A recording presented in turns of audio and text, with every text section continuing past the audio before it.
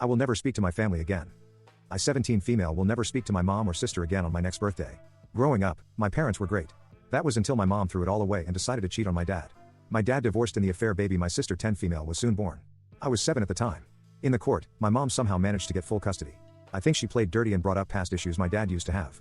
He had a substance abuse problem before I was born. My dad doesn't really say anything bad about my mom. However, he says that there is nothing he can do and we just have to work with it for now and wait till I'm 18.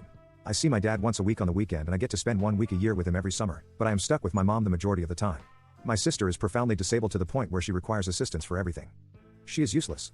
Since she was born, all my time outside of school has been dedicated to her. I stopped learning the piano and going to my friend's house playing basketball because I had to help her. I have been wearing the same clothes at home for the past 3 years. Since my sister has priority over everything, dinner is only when she eats.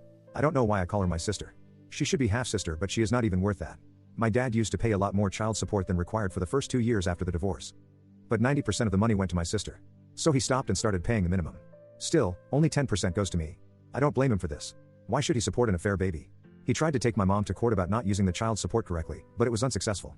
Only in the past 3 months have I managed to get a bit of time to myself without having to take care of the affair child when I'm not at school. I told my mom I had to spend a couple of extra hours after school, 3 days a week.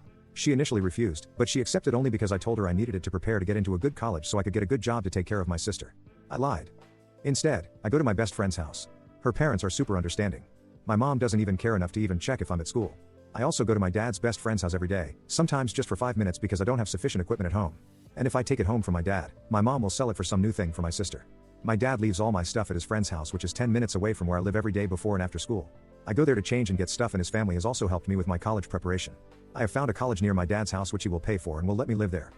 My mom knows nothing about this. She thinks I'm going to a college close to home and will continue to look after my sister with her. She is oblivious, but then again, even if I made it obvious at home, she wouldn't notice. I will be free in 2 weeks and I will live at my dad's friend's house until school finishes, and then I will move to my dad's. Since it is far from school, I will never speak to my mom or sister again after that. I can't wait to spend more time with my dad and his family. I have a stepbrother who is the same age who is amazing, and we will go to college together. He actually makes me feel happy and I like spending time with him. My dad's friend has bought a small electric piano so I can play it. Once I got there and we have found a basketball club for me to join. It will be great. I won't be burdened by my sister again. You can call me a monster since she didn't ask for this life, but I don't care. I didn't ask to have to take care of her. My life has value too. Just because she suffers doesn't mean I have to, so that the playing field is leveled. My dad is amazing. He also won't have to be financially responsible for a child that isn't his.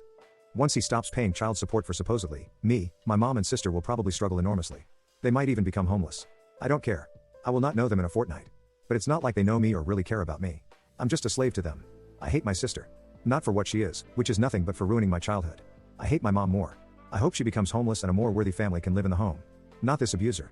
I will be free in 14 days. I am currently at my dad's friend's house right now. He and his wife are more like parents to me than my mom is. They actually ask about my dad and care about my feelings. I am lucky to have such great people on my dad's side. There is no one on my mom's side. She had no siblings, was an outcast from the rest of her family when she cheated, and didn't abort the baby. None of them wanted to have to deal with my sister. If they hadn't done that, I might have had a childhood, but at least now my mom will have to deal with the consequences of her adultery herself and can't enslave anyone else.